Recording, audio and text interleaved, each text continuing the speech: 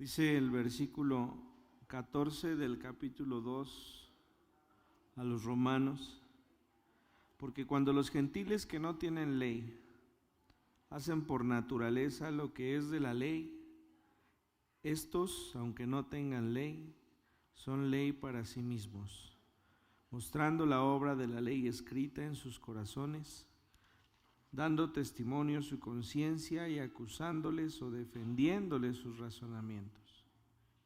En el día en que Dios juzgará por Jesucristo los secretos de los hombres, conforme a mi evangelio. Señor, te damos gracias porque tú eres bueno. Queremos pedirte, Señor, que la revelación de tu Espíritu Santo esté cercana a nuestro entendimiento y que podamos, Señor, confirmar en nuestro corazón lo que tú has puesto allí.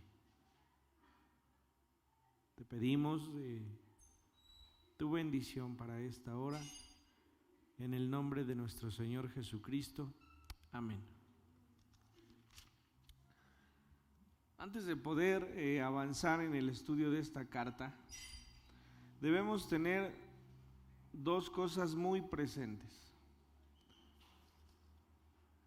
Y es lo que hemos estudiado en el primer capítulo a los Romanos.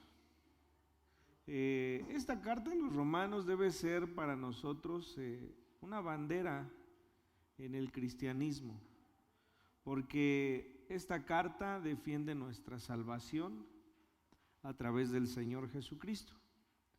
Si recuerdan, en semanas anteriores, en las 3 primeras semanas, encontrábamos dos cosas fundamentales.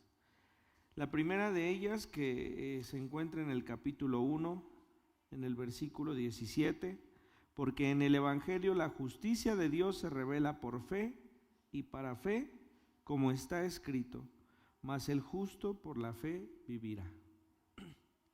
¿Cómo dice el versículo que repetimos?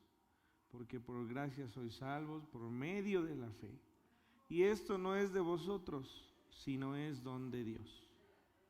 Quiere decir que ni siquiera la fe es nuestro punto para presumirles a aquellos, ¿no? Es que yo tengo fe en el Señor.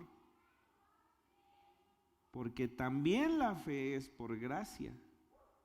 Porque Dios nos ha dado el entender, nos ha revelado por misericordia y por gracia. Y es por eso que nuestra fe está puesta en Él. Y dice, y esto no es de vosotros. La fe no es de vosotros, no es de nosotros. Es un regalo de Dios. ¿Sí? Entonces, esa fe que es un regalo de Dios es suficiente para que nos consideremos como justos. Dice, mas el justo por la fe vivirá. Entonces, eso es algo que debemos tener claro siempre, ¿sí? Y lo segundo que veíamos la semana anterior, dice, porque la ira de Dios se revela desde el cielo contra toda impiedad. ¿Quién recuerda qué era la impiedad? Sin ver, hermana Dulce. Luego buscó la hojita. ¿Quién recuerda qué era la impiedad?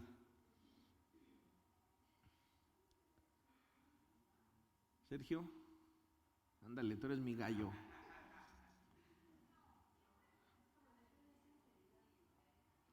¿Algo más?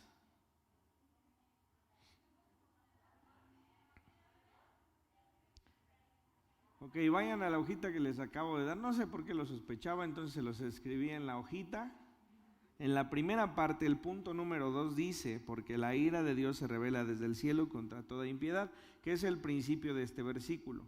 Y ahí en negritas está lo que definíamos la semana anterior. El hombre que tiene impiedad es aquel en el cual no hay reverencia, devoción y culto sincero al Dios verdadero. Es decir, quien no adora a Dios, quien no tiene por cierto a Dios. Hace un rato David expresaba a Fer y le decía, tú has recibido al Señor como tu Salvador. Es decir, ¿has dejado de tener impiedad en tu vida? Es eso. Reconocer al Señor es solamente entender que Dios existe y rendirle culto como lo hacemos en este lugar, sabiendo que sin Él estamos perdidos. Eso es todo, y eso nos hace cristianos. ¿Sí? Es que eres cristiano y te comportas. Ah, bueno, soy cristiano, pero también soy pecador, ¿qué crees? Como tú y como cualquiera. Entonces, ¿qué diferencia hay? Bueno, que yo entiendo que soy tan pecador que necesito de Dios. Eso es ser cristiano. Entonces, el hombre que es piadoso es el hombre que conscientemente rinde culto a Dios. ¿Sí? Entonces el versículo dice que toda ira vendrá sobre todo hombre que tenga impiedad. En nosotros no hay impiedad porque hemos creído en Dios y porque rendimos culto reverencial al Señor. ¿Sí? ¿Por qué es importante entender estas dos cosas?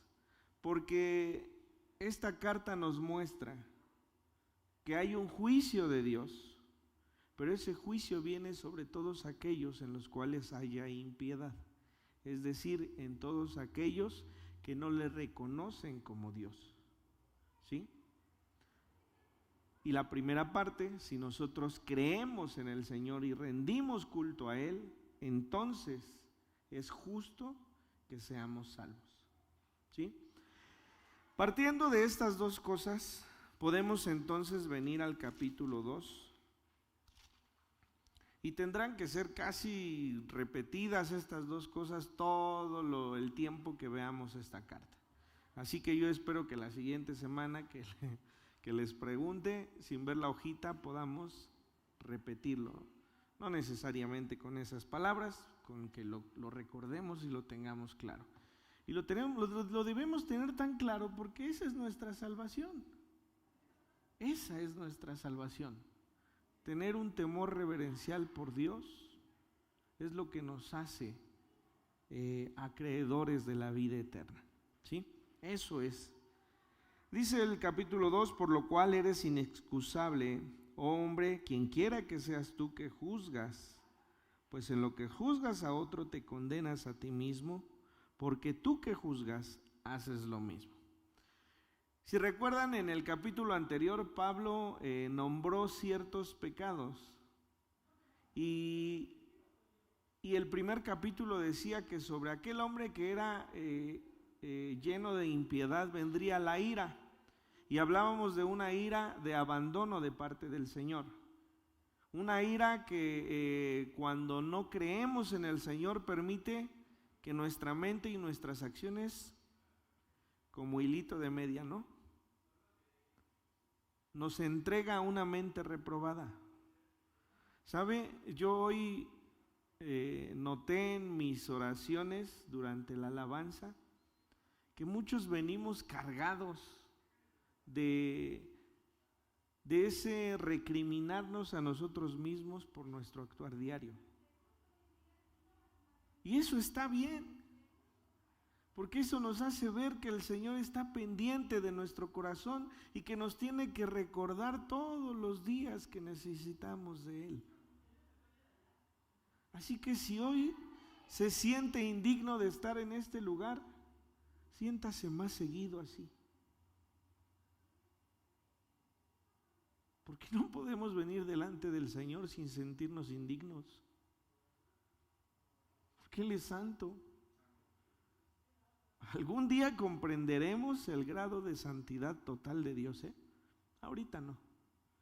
Ni el que esté más cerca ni el que esté más lejos del Señor lo puede comprender. Creo que esas cosas serán las que serán reveladas cuando el Señor venga y entonces de respuestas a todo. Por ahora no, porque tendemos a compararnos entre nosotros, ¿no? No, pues no, yo sí me porto bien. Yo luego le digo a mi mamá de broma, no hombre, el latoso el Davicho. Pero si me comparara con el otro, García, con el otro huasteco, la verdad pierdo, ¿no? Y si me comparo con las otras cuatro, pues más. Pero cuando nos comparamos con Dios, ahí perdemos todos. Necesitamos de Dios. Y entonces el apóstol ha nombrado todos estos pecados, pero estos pecados serán más fuertes sobre aquellos que no rinden culto a Dios. Porque cuando rendimos culto a Dios, Él nos insiste y nos insiste que debemos vivir una vida de santidad. Pero también sabe que no está en nosotros el hacerlo.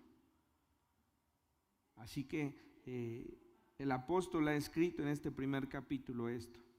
Y entonces, ¿a quién se refiere cuando dice eres inexcusable? No se refiere a estos hombres de los cuales describió su pecado en el capítulo anterior. Ahora se refiere a esos hombres que están dentro de la iglesia y que se dedican a señalar a otros. Si le podemos poner un nombre en los tiempos del Señor Jesucristo, pues a los fariseos, ¿no? Pero en nuestros tiempos también hay quien puede señalar y llevar a juicio a los hermanos sin tener razón para ello. Por lo cual dice, eres inexcusable. Oh hombre, quien quiera que seas tú que juzgas, pues en lo que juzgas a otro te condenas a ti mismo, porque tú que juzgas haces lo mismo. Siempre hay personas que cuando hablan de este tipo de temas, dice, cuando tú señalas, otros tres de ellos te señalan a ti, ¿no? Es más profundo que eso. Y el apóstol lo explica en los siguientes versículos. Mas sabemos que el juicio de Dios contra los que practican tales cosas es según verdad. El juicio de Dios para los que practican esas cosas, ¿cuáles cosas? El señalar y juzgar, ¿no? Pero dice el versículo 3, y piensas esto, hombre, tú que juzgas a los que tal hacen y haces lo mismo, ¿que tú escaparás del juicio de Dios? Versículo 4, o menosprecias las riquezas de su benignidad, paciencia y longanimidad, ignorando que su benignidad te guía al arrepentimiento. A ver,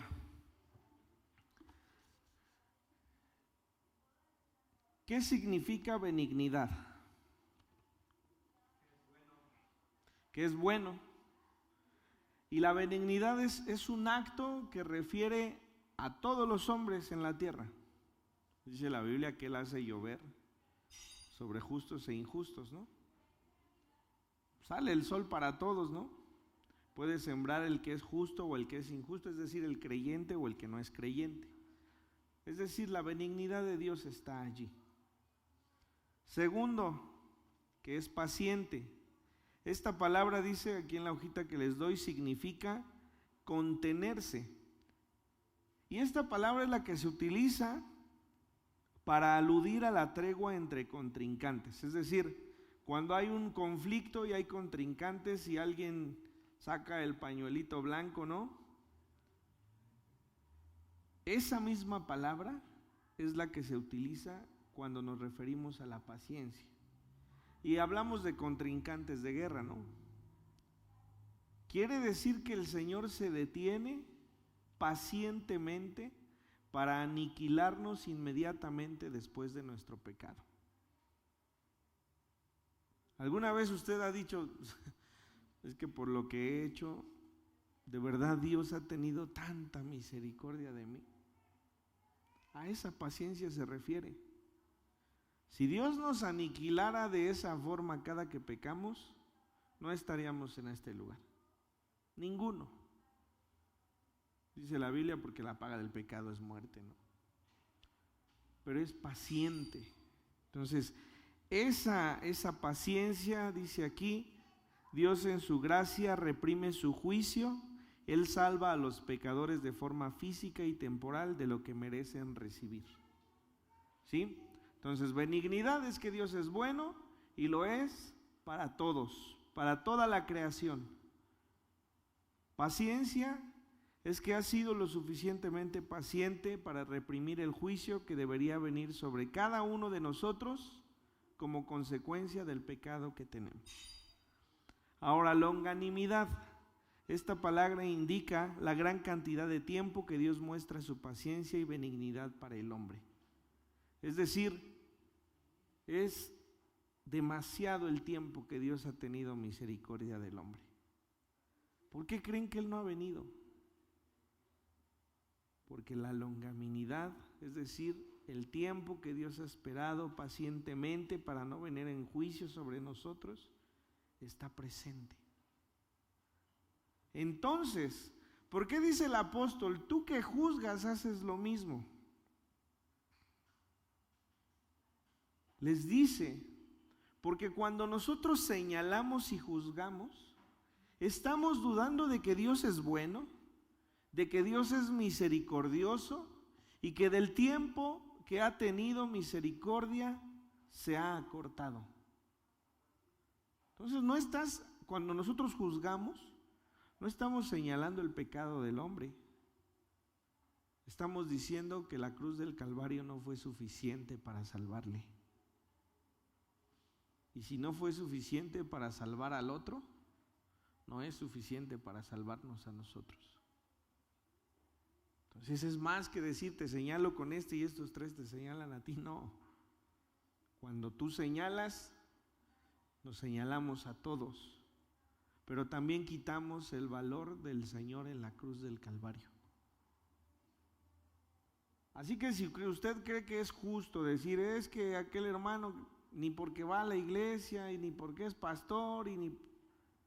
Cerremos nuestra boca, porque la misma misericordia que ha actuado para con nosotros, actúa para con ellos. Es así. Dios es justo, por supuesto, porque así como da misericordia a nosotros, también se las da a ellos.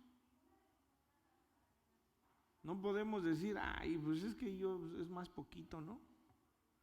Bueno, pues ese poquito que nosotros creemos, porque es mucho más de lo que nosotros imaginamos, es capaz de llevarnos a la condenación eterna.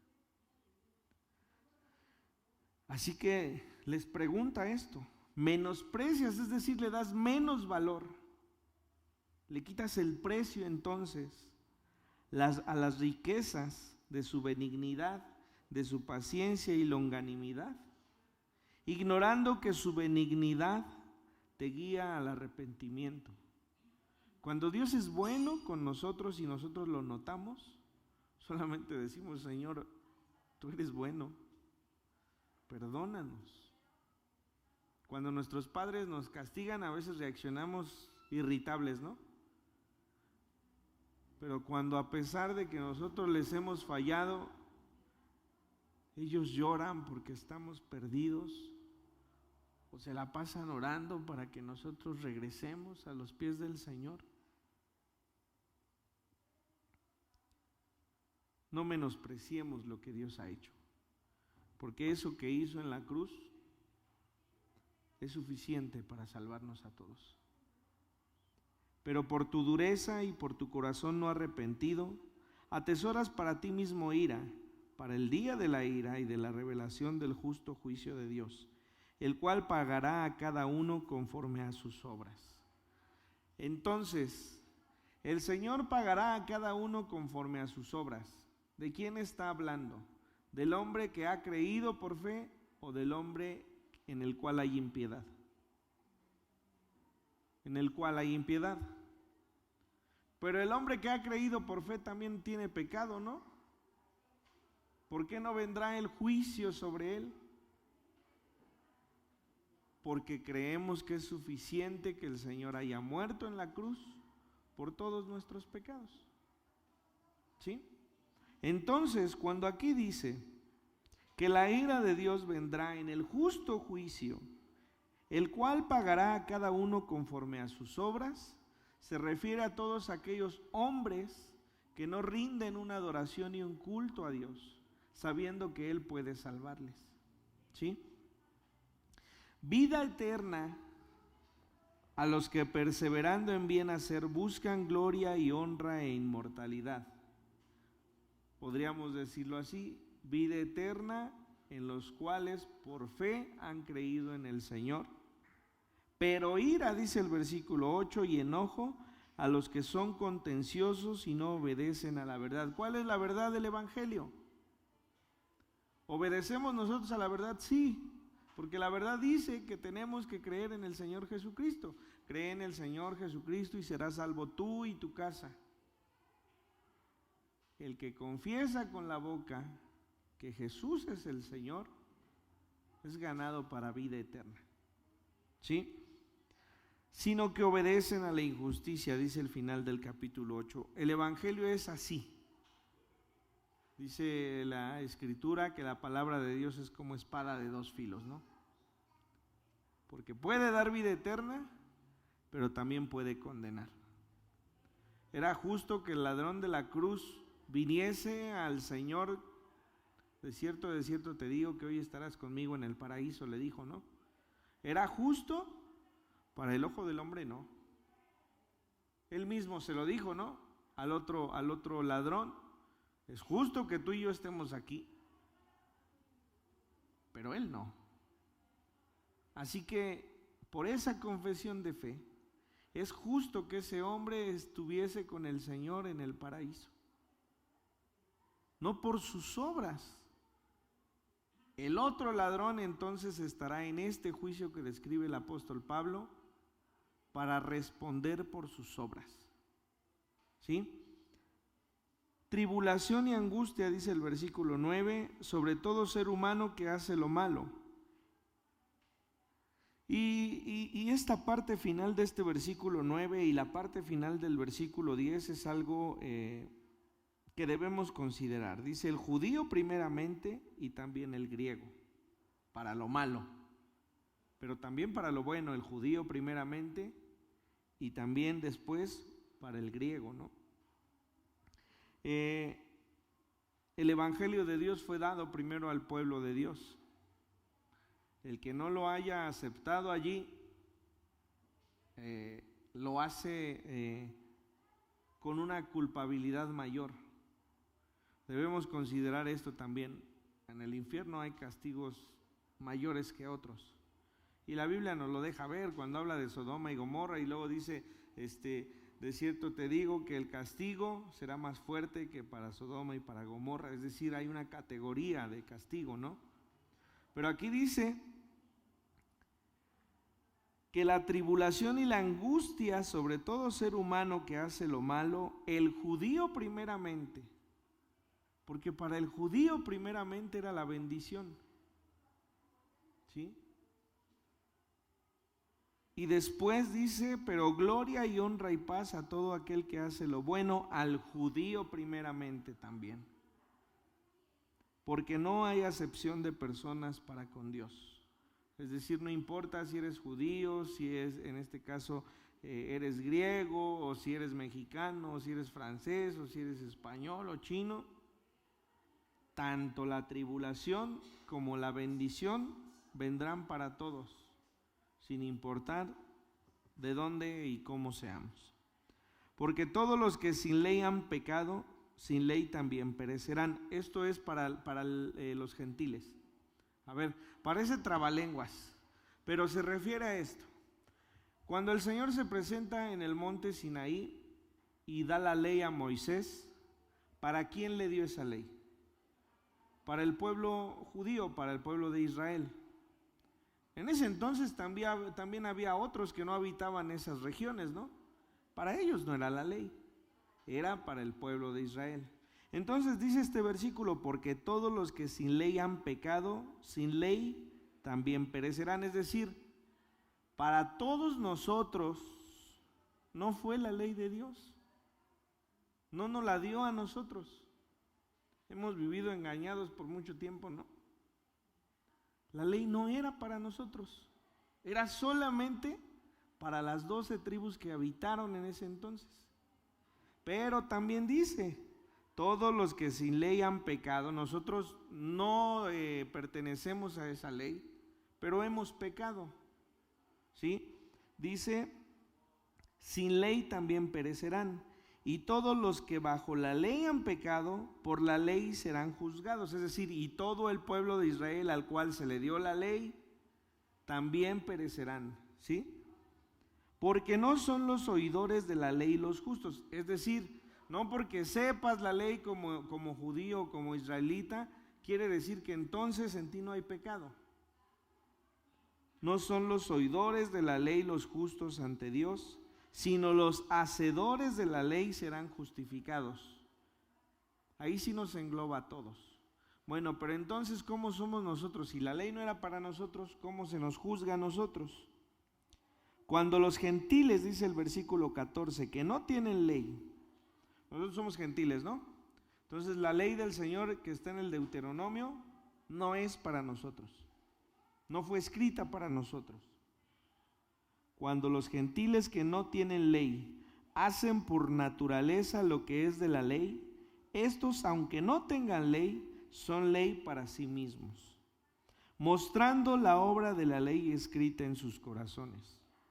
Hermano Sergio, ¿es malo matar? ¿Sí? Bueno, hermana Pati, ¿es malo robar? ¿Es malo robar? ¿Sí? Eli, ¿es malo mentir? ¿Y cómo saben si la ley no se las dimos en una hojita para que estuviesen viendo? Hoy me porté así o me porté mal. ¿Cómo sabían de niños cuando lo hacían, no? O sea, el pecado en los niños no es juzgable porque no hay una conciencia de ello. Pero desde niños sabemos que travesuras hacemos, ¿no? ¿Y por qué? ¿Quién se los enseñó?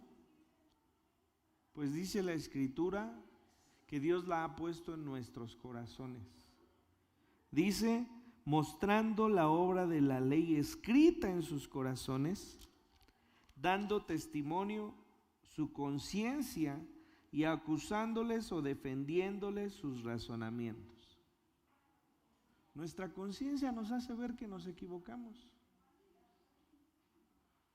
Los que hayan crecido fuera de la iglesia también saben que hay cosas que están mal. También saben que cuando hablamos mal de una persona estamos pecando. Que cuando nos enojamos estamos pecando. ¿Sí? Y hay cosas sobre todo que cuando crecemos espiritualmente Dios nos deja ver. Pero lo simple como esto, todos lo tenemos bien clarito, ¿no? Todos. Así que no hay un pretexto, dice desde el primer versículo, no hay excusas, porque Dios ha grabado en nuestros corazones esa ley. No era necesario que Dios nos trajera como a Moisés toda esa ley escrita para que nosotros la aprendiéramos, porque nuestros corazones, nuestra conciencia nos hace ver que estamos errando. Yo estoy seguro que las madres y los padres en algún momento se dieron cuenta que le habían gritado a sus hijos de una manera desafortunada. Y se sintieron mal. Dijeron, pues es que yo venía enojado y me desquité con ¿no? Imagínese mamá que tenía 7. Lo bueno es que tenía con quién desquitarse, ¿no? Por eso siempre está sonriendo, yo creo. Pero de veras, hay veces que yo, por ejemplo, con Adi, de repente, ahora que ha estado enferma o que estuvo enferma nuestra hija, es muy pesado. No dormimos, la niña está irritable, la quieres dormir y ella tiene sueño, pero llora porque la arrullas. Y de plano ya nos volteamos a ver y así como diciendo, vas, porque yo ya estoy a punto, ¿no? Es normal. Pero hay veces que no somos capaces de decirnos, tómala un ratito, y le hablamos de una manera que no merece su llanto, ¿no? Y después nos sentimos mal. A mí me pasó alguna vez, le dije así, ya Hanna, ya duérmete. Y me volteé y se me acercó y se me acostó en la sien. No, me acabé llorando, casi pidiéndole perdón. Porque sabemos, entendemos que hay cosas tan simples como esa que nos hacen pecar. Porque Dios lo ha grabado en nuestros corazones. Así que el apóstol Pablo escribe, los que son de la ley serán juzgados por la ley. Pero a los que no ha venido la ley, de todas maneras serán juzgados, porque Dios ha puesto en sus corazones lo que está bien y lo que está mal. Insisto, cuando nosotros conocemos del Señor y nos acercamos al Señor, nos daremos cuenta que hay demasiadas cosas, no solo lo simple. No solo de, ay, es que me enojé hoy y por eso le pido al Señor a Dios. No, hay cosas mucho más profundas que esas. Mucho más profundas que esas. Pero Dios nos lo irá revelando conforme nos vayamos acercando a su santidad. Insisto, si nos comparamos entre nosotros, quizá podremos decir, bueno, voy de gane, ¿no? Como en los textos, no, pues casi me formo hasta adelante. Pero si con quien nos comparamos es con el Señor, no tenemos nada que hacer. Y entonces deberíamos ser juzgados delante del Señor Jesucristo cuando Él venga por cada una de nuestras obras. Pero como hemos creído, somos parte de todos aquellos que han sido llamados sus hijos, por los cuales el Señor Jesucristo ha muerto en la cruz. Así que dice el versículo 16, en el día en que Dios juzgará por Jesucristo los secretos de los hombres conforme a mi evangelio. Ayer decía un hermano que reconocemos cada que habla, es que Dios conoce mis pecados ocultos, decía él. Ni siquiera mi esposa, ni mis hijos, ni nadie conoce mis pecados ocultos, solo los conozco yo y los conoce el Señor. Hay veces, dice la Escritura, que hasta nosotros desconocemos que hacemos mal. Pero Dios nos muestra a través de su Espíritu Santo, dice, la primera obra del Espíritu Santo es traer convicción de pecado a nuestras vidas. Es decir, hacernos ver que hay pecado en nosotros y que necesitamos de un Salvador. Y la otra obra del Espíritu Santo es hacernos ver que cuando pedimos perdón al Señor y confesamos nuestros pecados, Él es fiel y justo para perdonarnos. Así que esa segunda obra del Espíritu Santo es hacernos ver que hemos sido perdonados. Así que debemos ser agradecidos. Entonces, es bueno que comenzásemos siempre con estas dos cosas. El justo por la fe vivirá, y la ira del Señor vendrá sobre aquellos en los cuales haya impiedad. Es decir, sobre aquellos que conscientemente no son capaces de rendir un culto a Dios, haciéndolo Dios de sus vidas. Vamos a orar. Señor, te damos gracias porque es don tuyo, es un regalo tuyo que podamos entender que hay fe en nuestra vida. No somos nosotros, ni nuestra inteligencia, ni nada cercano a una decisión propia, los que merecemos esa fe para creer. Eres tú y tu don y tu misericordia y tu gracia, quien ha venido sobre nuestras vidas para demostrarnos, Señor, que necesitamos de ti. Queremos rogarte, queremos suplicarte, que nos perdones si hemos levantado nuestra voz para juzgar. Porque el juzgar a otros y señalarlos demerita y deprecia tu sacrificio en la cruz. Permítenos, Señor, que lejos de señalar y juzgar el pecado en otros, podamos comprender que tu benignidad, que tu paciencia, que tu longanimidad, Señor, no han perdido fuerza y están siempre presentes para todo aquel que pueda confesar con sus labios que Jesucristo es el Señor.